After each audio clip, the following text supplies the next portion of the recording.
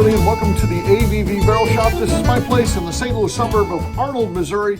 We focus on single barrels here. It's an experience. You got to come here. You got to sit at the bar where I'm sitting right now, taste some of the whiskey that's behind me, because I think we've got the greatest whiskey in the world right here. And I back that up by saying, try it. You can taste before you buy here. So it makes it pretty easy to take that leap of faith, purchasing a $100 bottle of maybe a brand you haven't heard of before. If you can try it first, and always let your palate run how you're going to do things, that's for sure. So we started out something new recently on these, where I sit at the tasting bar and I would talk about topics like we might taste if I had a group here hanging out at the tasting bar. It's early in the morning. It's we're technically not open yet. Again, we're a small business. We're open when we're here. But so right now someone could walk in, even though it's not our posted hours, and I would of course, I'd wait on them, check them out, pour them a sample if they want to do that. That's what we do with a small business. I remember when I worked for corporate America, I worked for a big grocery chain store here in St. Louis. And I remember one time, and I was just like 17 years old. I was a bagger at a store, and I was working the day before Thanksgiving, so the Wednesday before. Hey guys, what's going on? How you doing? Doing good.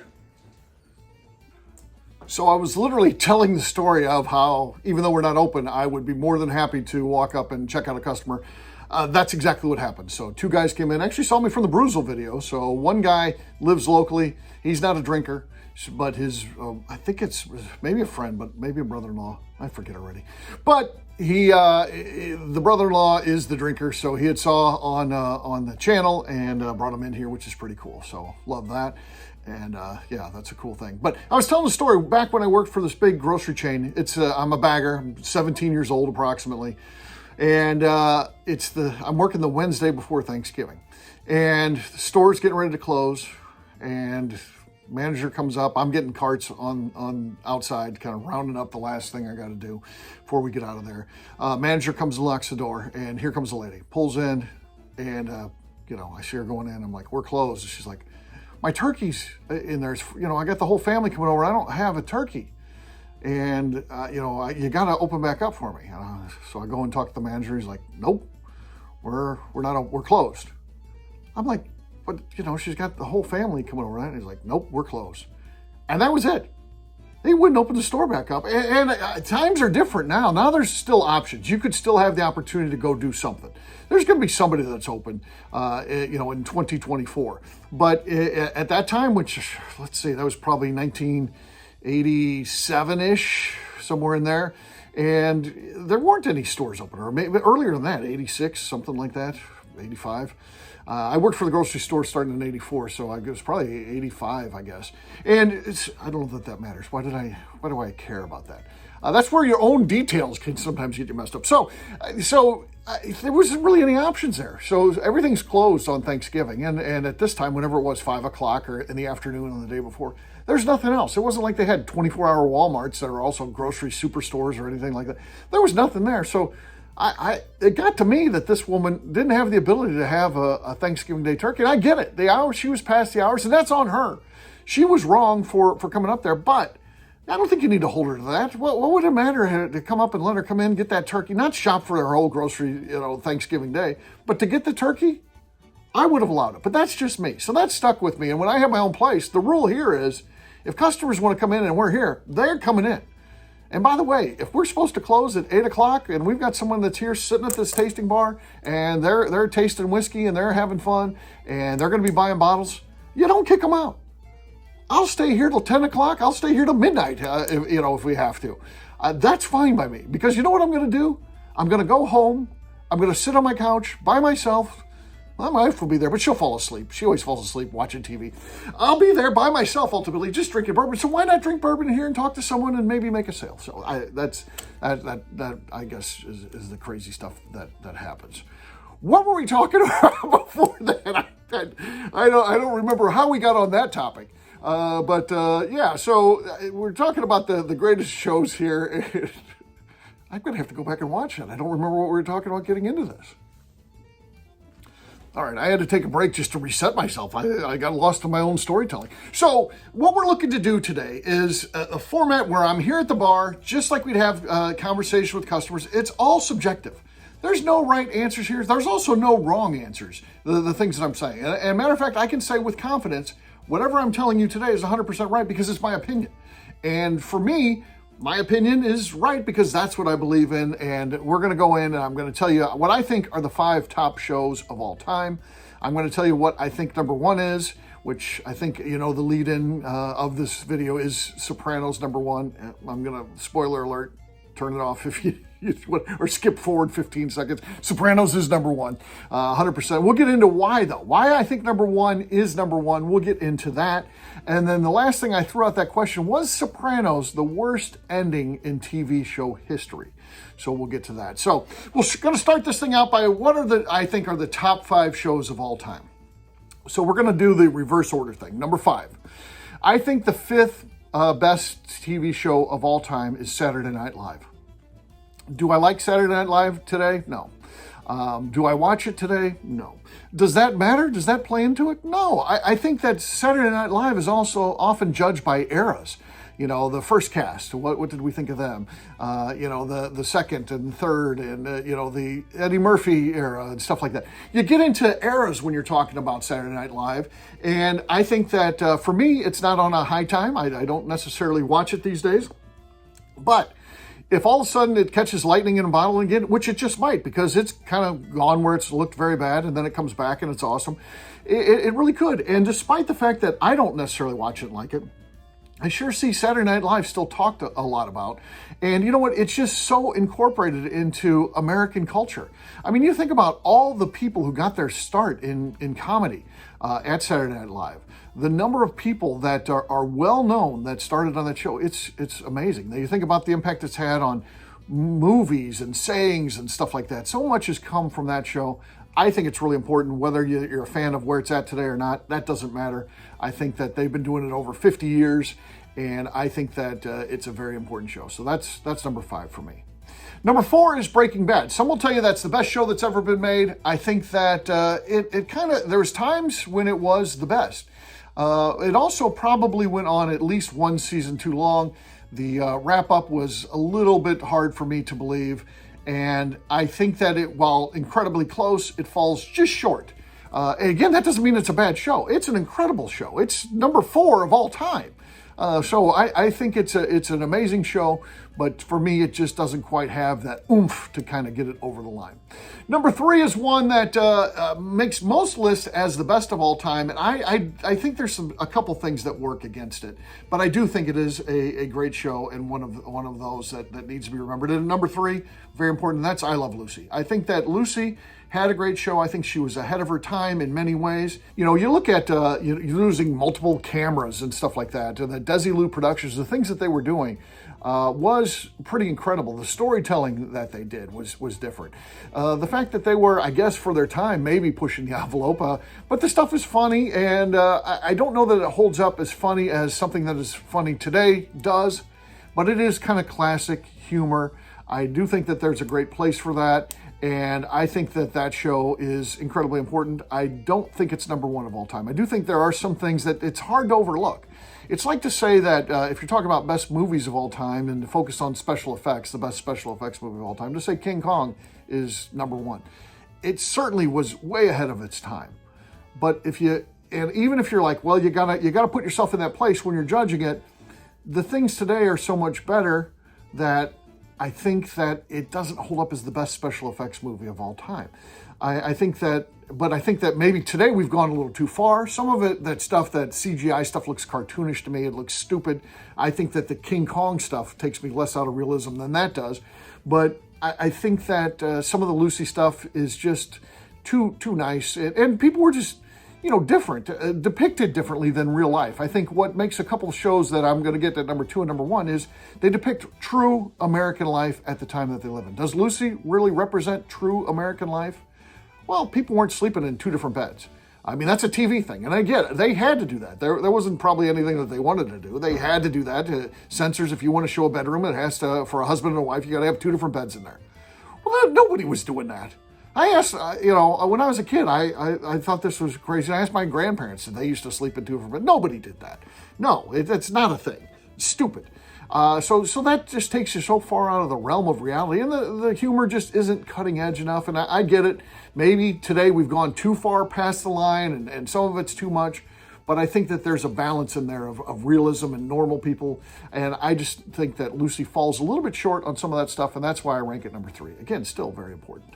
Number 2, for me, I think is one of the greatest shows of all time, and that's Seinfeld. And again, much like the way we talk about the impact of culture, like with Saturday Night Live, with Seinfeld, the same thing. So much is just works into the American lexicon. There's probably people doing quotes of things that never even watch Seinfeld, but they just hear other people talking about it, and it becomes part of that. And then if they ever go back and watch the show, they'll be like, oh, that's where that came from. So I could see something like that. But the number 1 show of all time is The Sopranos. There's no doubt about it. There's no doubt in my mind that Sopranos is the best show of all time. It doesn't necessarily make the list. I saw Variety magazine, which is, a Hollywood type of magazine. It had Lucy. It had Mad Men listed in front of Sopranos. No. Mad Men, again, started out incredibly strong, but it just gradually declined and went out with a whimper. It got weird. It was a bit of a turd, actually. So I can't say that that's my favorite show of all time by any means. And I don't think Mad Men is that good. But Sopranos holds up. And I tell you, it leaves you wanting more. I think that's a thing with Seinfeld and Sopranos is they both end and you want more. You feel like they could have done more with that show. They didn't have to go out the way that they did. But I've got 5 reasons why I think Sopranos is the absolute best show of all time. Number 1 is the music. I don't think that there's anybody that's better at putting together music and a story than David Chase. And what he did, and his team, of course. I know that anything that he does is going to involve a team, but he gets final say on anything. But the music is incredible. I think, for me, the closest thing that I see is Martin Scorsese. I think he is the best in the world in his movies at combining movies and action, and the story somehow fits together so perfectly with the music. I think Sopranos is at that level, and I think the music really sets the tone for a great series. Number 2 is the stories.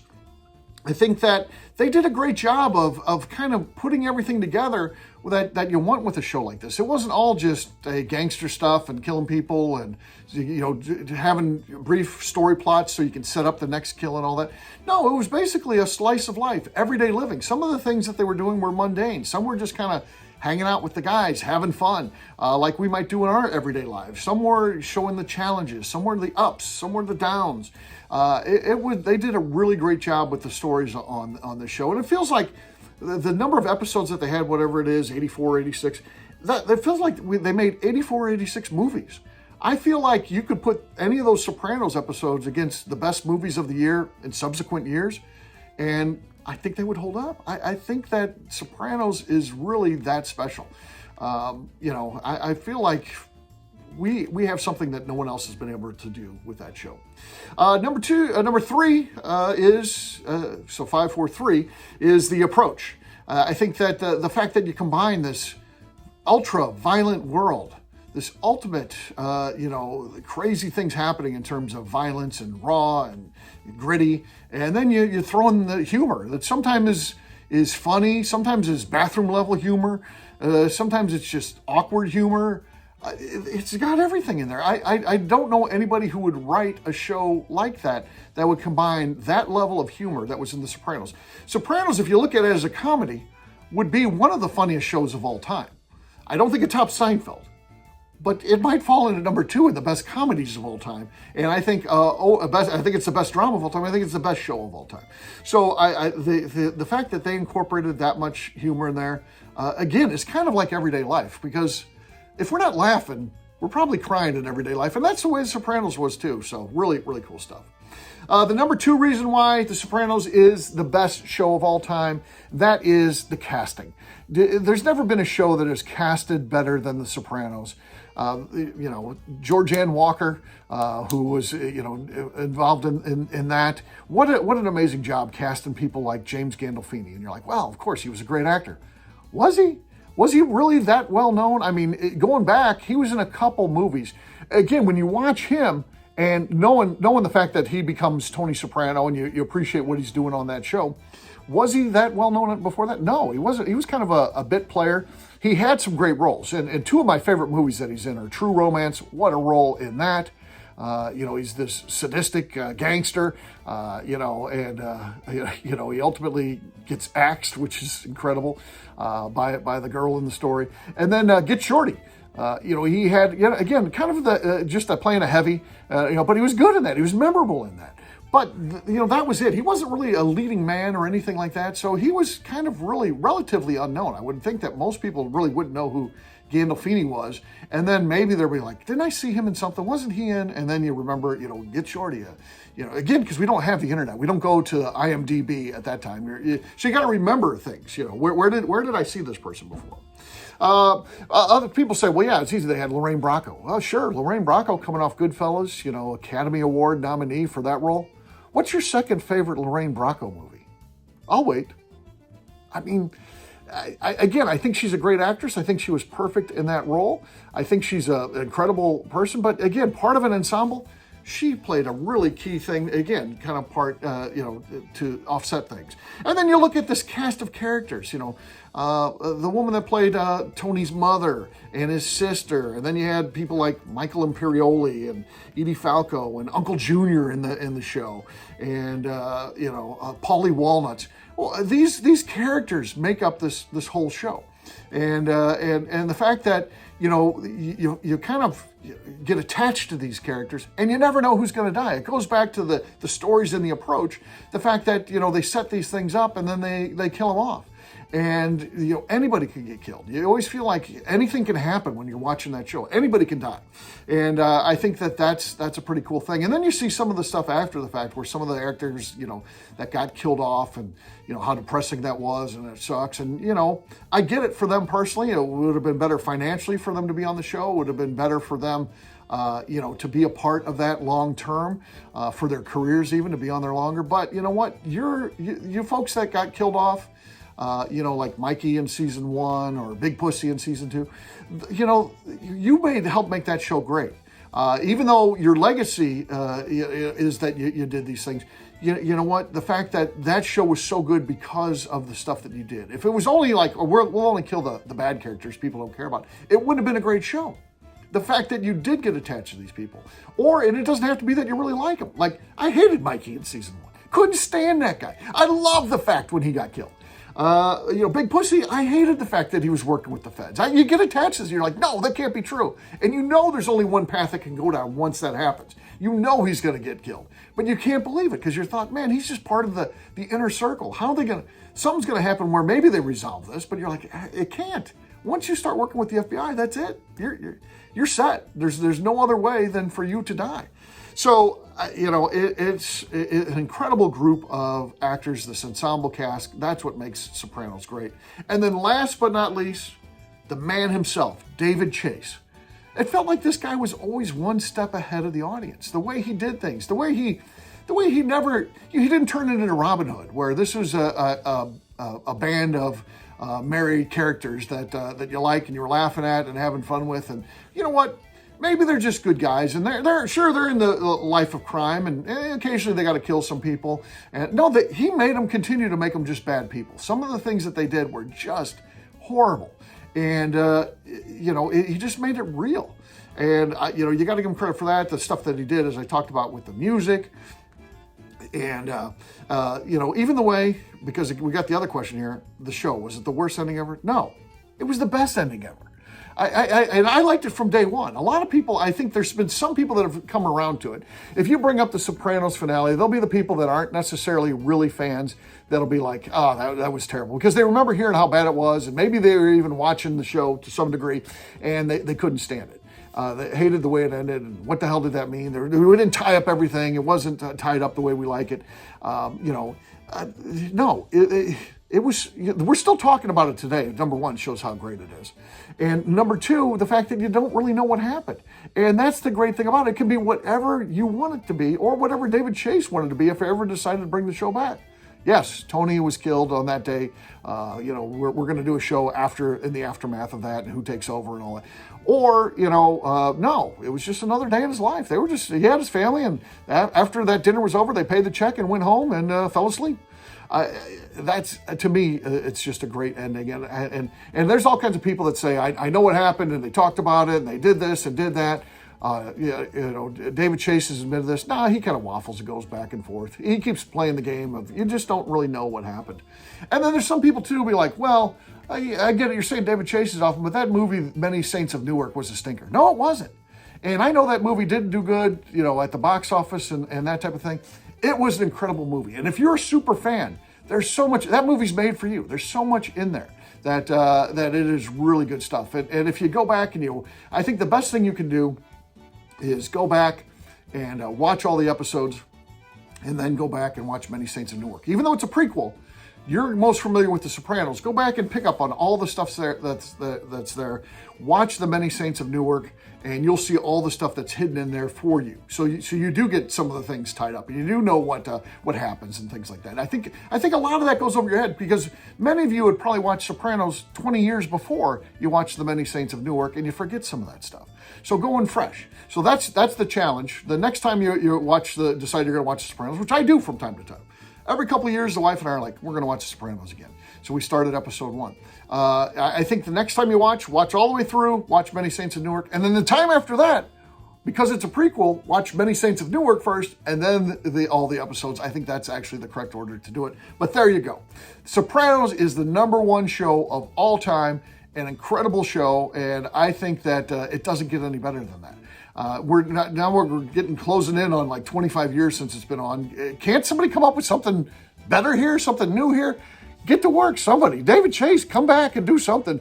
I see the stuff on social media, like maybe he's coming back with the show, but I can't, firmly say 100%. Maybe that's just AI stuff and people are teasing. I have no idea. I just like the storytelling. I like what he does, and it could be The Sopranos. It could be something else. David Chase, do something for us, man. Come back and do a show. That's it for this one. Of course, head over to abvbarrelshop.com. See what we've got going on. If you want to see what's going on in my media company, that is abvnetwork.com. Thanks for watching today, and we'll have a new episode for you pretty soon where we're sitting at the bar just talking. It's bar talk. See you guys.